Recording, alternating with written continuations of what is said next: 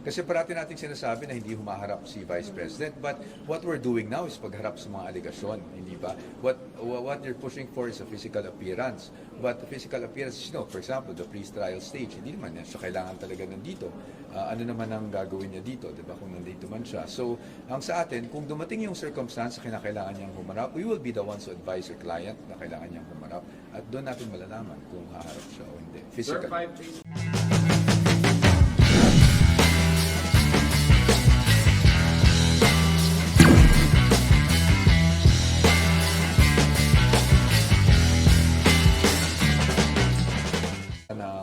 Witnesses ng prosecution. Well, that's the prerogative of the prosecution. And sa amin nga, parati namin sinasabi, once they're presented, they will be subjected to cross-examination on our part. Anong circumstance haharap si VP sa trial?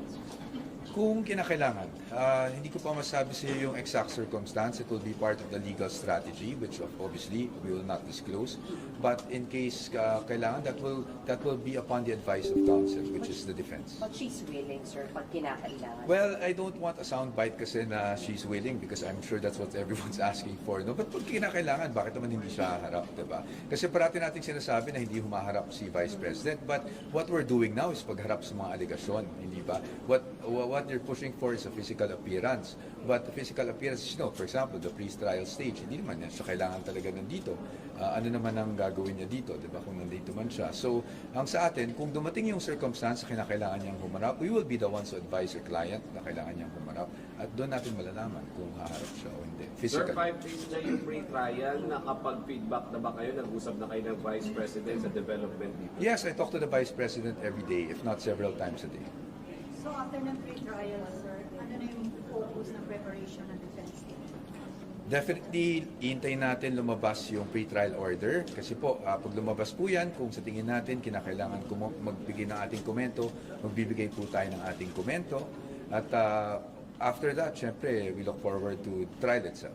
Walang rason para ma-delay yung start ng trial from July 6 since matatapos kayo today. That is something for the impeachment court to determine. Kami lang po, we will comply with whatever directive the impeachment court gives or issues. Sir, yung BIR back, sir, can you share with us na yung... As I said yesterday, we will give our response through an official response that we will be filing tomorrow. But safe to say, sir, na hindi siya bubuksan today? Well, that's not up to me. That's up to the impeachment court po. So I will not be the one to answer to that. Pero hindi po ba kayo parang required yung meron muna kayong sagot before that issue is resolved? Actually, wala namang utos sa amin na mag-comment. But because nakopy kami sa manifestation, we will also file our position on the matter, which I think the impeachment court would also appreciate. The impeachment court will rule even if you don't have a comment, sir. I don't know what the impeachment court will do and will not do. I think that's best directed to the impeachment court. Ang masasagot lang po ay yung parte ng defense. At yung defense, ang sinasabi ko lang po ay mag-file kami ng comment by tomorrow. And this has been communicated to Secretary Bantu. But, sorry, as to your knowledge, they can rule even without your I comment? don't want to say kasi whatever the impeachment court will do. No, I hope you understand, ma'am. That's unfair for me to tell the impeachment court what they can and cannot do. Attorney, wait lang po kung papamarkahan nila yung mismong seal box. Sorry? Kung ipapamark nila yung mismong Ma'am, I will not answer. I will not preempt talaga po. No, I know you're wanting an answer, but please be patient with us. There are official ways of doing this and formal ways of doing this. Ang gagawin namin, we will file a comment by tomorrow, as I mentioned. Attorney, may mga nagsasabi na sa House hearings, may mga nagpapakita na misconduct, pattern of misconduct. Ano po yung sagot ng defense na mapapatunayan yun? Ano pong misconduct sa House hearings? Sa public trust po, internal public trust. Sorry po sir, hindi ko po masyadong maintindihan yung question.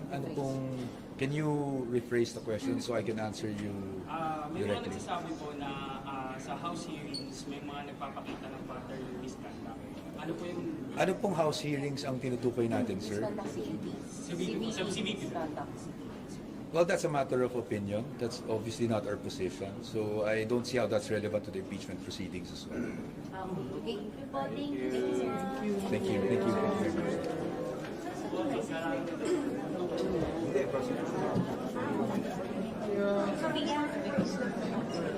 Today, sa table ko, 100%.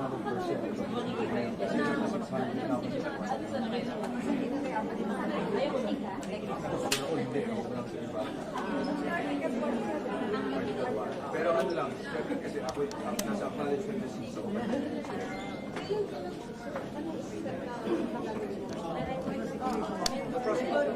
Nahanap yung mic.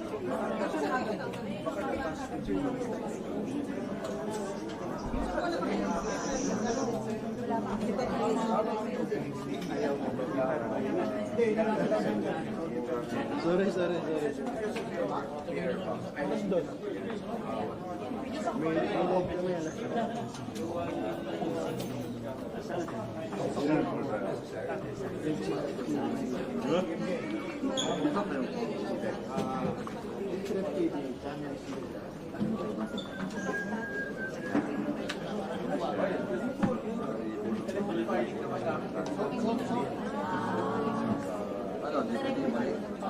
Thank you, sir. Like I said yesterday, we'll be decent naman. Galing sa prosecutor. Balik ka kaya sa podium. Kailangan mo na siya. The other point, cellphone naman sila. Better box, I just need social media na we will put our position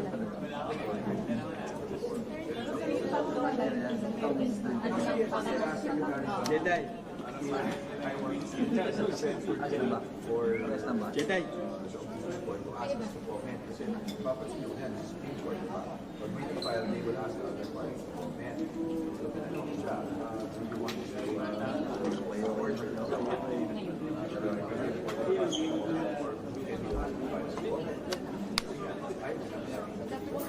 Gusto ko namin masabi yun. Kaya hindi ko masulat yung tanong. Sabi dyan. Hindi ko rin alam. Wala kasi sa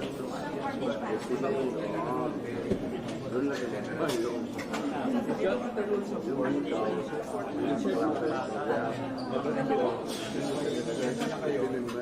Something tapos sabi niya pero kami agreement namin sabi siya Pantata. kasi nakakita so I said secretary files right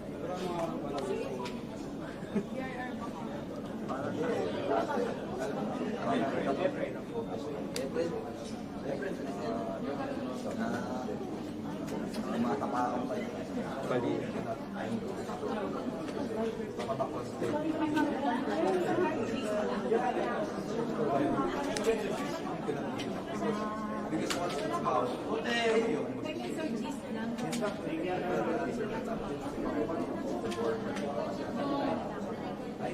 I committed I would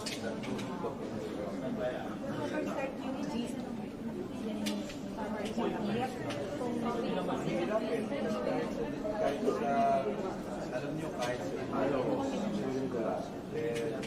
kahit kasi actually sometimes when people talk about the merits the other side can always question that ask the court to show force kasi that's a different